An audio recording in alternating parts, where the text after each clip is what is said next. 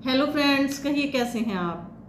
कहते हैं कि हमें मेहनत और आत्मविश्वास से दूसरों की सहायता करना सीखना चाहिए, ना कि दूसरों की दया के ऊपर जीने की आशा रखनी चाहिए। तो आज की स्टोरी कुछ इसी पर। एक बार एक व्यक्ति जो कि अपनी लाइफ से बहुत परेशान था, लोगों के छल कपट से बहुत तंग आ चुका था। एक दिन उसने फैसला कर लिया कि मैं गांव को छोड़कर जंगल की ओर निकल जाऊंगा। तो अगली सुबह उसने ऐसे ही किया, जंगल की ओर चला गया। और वहां पर उसने क्या देखा कि एक लोमड़ी झाड़ियों में बैठी हुई है, जिसके दोनों दो पांव नहीं हैं।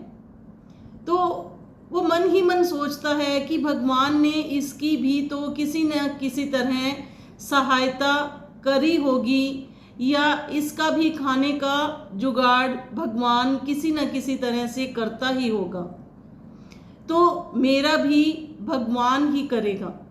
तो वो एक साइड में छुप कर देखता है। वो कुछ घंटे वहीं पर बैठा देखता रहता है कि मैं आज देखता हूँ कि इस लोमड़ी का इस घने जंगल में कौन सहारा बनता है, कौन इसके भोजन का प्रबंध करता है।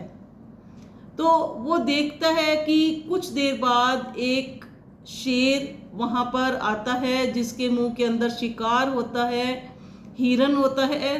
वो उसे मारकर कुछ तो खुद खा लेता है और कुछ लोमड़ी के लिए छोड़ जाता है। तो उस व्यक्ति को भगवान के ऊपर और भी यकीन हो जाता है कि जब इस लाचार लोमड़ी का कुछ ना कुछ भगवान ने खाने का प्रबंध कर दिया, तो मेरा भी भगवान ही करेंगे। तो वो भी सब कुछ काम धंधा छोड़कर वहीं जंगल में एक किनारे पर बैठ गया और भगवान की भक्ति करने लगा कि मुझे अपने आप ही भगवान आकर खाना देंगे तो मैं खाऊंगा, वरना मैं कोई काम नहीं करूंगा। तो एक दिन हो जाता है, कोई नहीं आता। दूसरे दिन भी कोई नहीं आता। तीसरे दिन वो थक हार कर गिर जाता है। तो वहां पर अचानक से एक साधु महात्मा आते हैं और उससे पूछते हैं कि तुम्हारी ऐसी अवस्था कैसे हुई। तो उसने सारी स्टोरी बताई कि ऐसे ऐसे करके मैंने भगवान के भरोसे में बैठा हूँ कि वही मेरा खाने का इंतज़ाम करेंगे। तो इस पर उस साधु महात्मा ने बताया कि भगवान ने तुझे मौका दिया था वो शेर बनने का, ना कि एक लोमड़ी बनने का। लाचार लोमड़ी बनने का तुम्हें नहीं दिया था मौका। तुम्हें अवसर मिला था कि तुम एक शेर की तरह दूसरों की सहायता करो, मेहनत और आत्मविश्वास से जियो, ना कि उस लाचार लोमड़ी की तरह लोगों की दया और भीख के सहारे तुम अपनी लाइफ को गुजारने की आशा रखो।